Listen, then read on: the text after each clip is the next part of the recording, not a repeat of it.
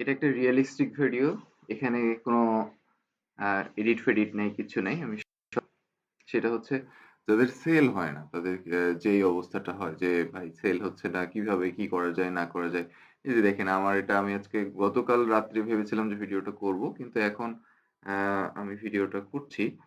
দেখেন যে এই জায়গাতে আমি ১, ২, ৩, ৪, ৫, ৬, ৭, ধরেন এই প্রথম ৭টায় যে ৭টা দেখা যাচ্ছে তার মধ্যে আমার এড থেকে কনভার্টেড হয়েছে কতজন?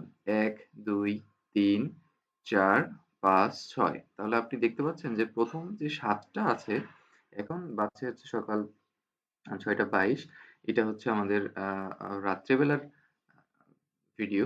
কারণ হচ্ছে আমাদের বাংলাদেশে তো সাধারণত রাত ১টার পরে মানুষজন জেগে থাকে না। তো ১টা ৭ পর্যন্ত লাস্ট মেসেজ এসেছে। তার আগে ১২টা ৪১, তার আগে হচ্ছে ১২টা ৩১, তার আগে ১২টা ৩১, তার আগে ১২টা ১৬। এভাবে রেগুলারলি কিন্তু মেসেজ একটার পর একটা চলছে।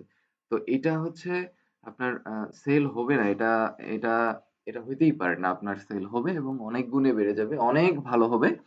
তার জন্য আপনার ব্যাকএন্ডে কিছু কাজ করতে হবে। আমি যদি আরো নিচে নামি তাহলে দেখেন এই যে এগুলো সব আপনার আমার Facebook এড থেকে কনভার্ট করে, এবং ইভেন এগুলো এমন না যে সবগুলোই কিন্তু কনফার্ম করা। সবগুলো হচ্ছে আমাদের আ মানে কোনো প্রোডাক্ট নেওয়া কাস্টমার এমন।